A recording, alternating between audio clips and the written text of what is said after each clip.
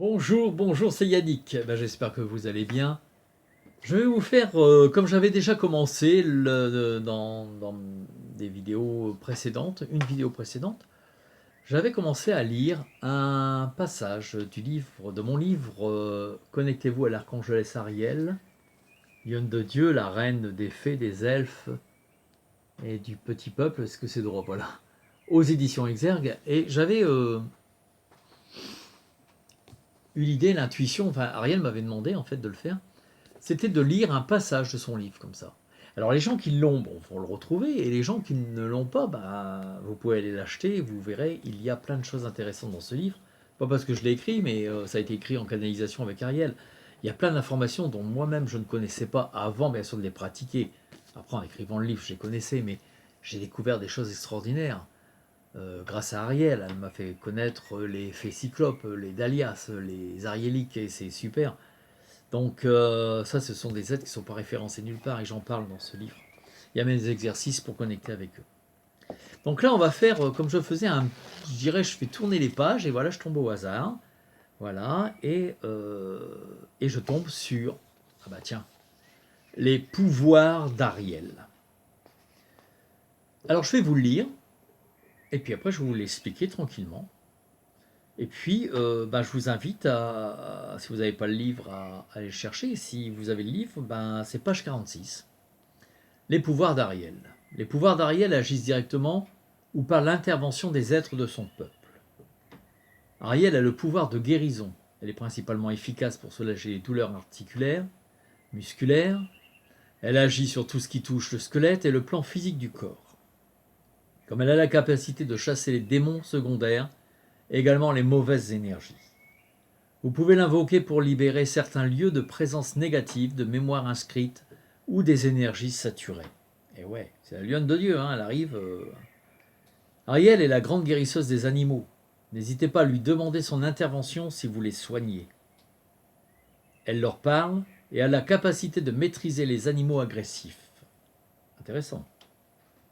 Même si vous ne l'entendez pas, son rugissement fera autorité et l'animal agité se calmera rapidement. Il est nécessaire pour cela d'être en relation ou en union avec cette reine, car le monde animal appartient au royaume d'Ariel. Ariel a le pouvoir de guérir les brûlures de l'âme. Brûlures au sens figuré, les souffrances de l'âme suite à des blessures émotionnelles se sont inscrites comme des marques au fer rouge, brûlant constamment et nous empêchant de nous laisser briller notre partie lumineuse. La tristesse et la nostalgie constante sans raison apparente peuvent devenir de brûlures très anciennes, complètement occultées, volontaires ou non.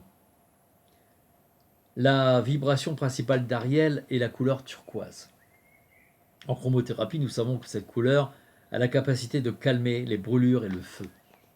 La pierre turquoise que porte Ariel sur son troisième œil, moi je l'ai vu avec ce diadème et cette magnifique turquoise ici, là, va propulser son rayon dans votre âme afin d'agir comme un cataplasme apaisant. Le troisième œil d'Ariel agit directement sur le vôtre pour aller au plus profond de votre temple de l'esprit. Ariel apaise également les brûlures du corps. Si vous êtes coupeur de feu ou si vous travaillez sur des brûlures, invoquez la force thérapeutique d'Ariel. C'est vrai que ça, j'avais oublié. Elle me l'a transmis en direct et c'est vrai que ça, je viens de réaliser que c'est quelque chose qu'on peut travailler. Pour les coupeurs de feu, c'est exceptionnel. Et puis aussi les gens qui travaillent avec le feu, y compris les pompiers. Appelez Ariel. Donc elle apaise toute brûlure, le feu qu'elle protège. Le feu est un de ces éléments. Dans le livre, j'explique, c'est des salamandres. Hein. Et donc, voilà, ça vient de me passer, l'info me passe, je vous le transmets. Si vous êtes pompier, n'hésitez pas. Si vous travaillez avec le feu, n'hésitez pas. Même les cuisiniers, ceux qui travaillent dans les restos, le feu, vous travaillez toujours sur un feu et tout, vous pouvez vous brûler. Demandez la protection Ariel et puis l'apaisement. Ariel a la grande capacité de vous ancrer lors des connexions aux travaux chamaniques ou spirituels, méditation, connexion, si vous faites un exercice de connexion avec des plans vibratoires élevés. Dans ce cas, appelez Ariel pour qu'elle vous ancre à la terre. Bien que votre conscience s'élève aux plus hautes fréquences, vous garderez le contact avec le monde présent. Et ça, c'est important. Les pieds sur terre, la tête dans les cieux. Vous serez à la fois ici et dans l'autre plan. C'est toujours un inconvénient lors d'une méditation de vouloir s'ouvrir et s'élever sans être bien ancré. En appelant Ariel, en lui demandant de vous ancrer correctement à la terre, vous pourrez travailler sur les plans plus élevés sans perte de contrôle. Voilà. Je vais arrêter là parce qu'il y en a pour 5 pages, donc je vous laisse découvrir le reste. En quelques mots, en 2 pages de lecture, voilà. Voilà Ariel, et ça représente, je dirais, peut-être un quart de ce que j'explique à l'intérieur. Même pas un quart. Vous voyez, c'est la Ariel. Alors qui est Ariel? Ariel est la lionne de Dieu. Ariel est la reine, ça je peux essayer de vous le verrez là. Ariel est la reine des éléments, la reine de la nature, l'impératrice des royaumes de la terre, c'est-à-dire des royaumes des elfes, des fées, des gnomes. Elle travaille avec toutes les forces de la nature, elle travaille avec tous les éléments, c'est elle là qui chapeaute tout, avec le prince Sandalphon. C'est la grande reine de la terre. C'est la lionne de Dieu. Pourquoi la lionne de Dieu? Parce qu'elle se bat comme une lionne, elle chasse comme une lionne, on a parlé des énergies négatives, et parce qu'elle garde ses enfants comme une lionne, garde ses lionceaux.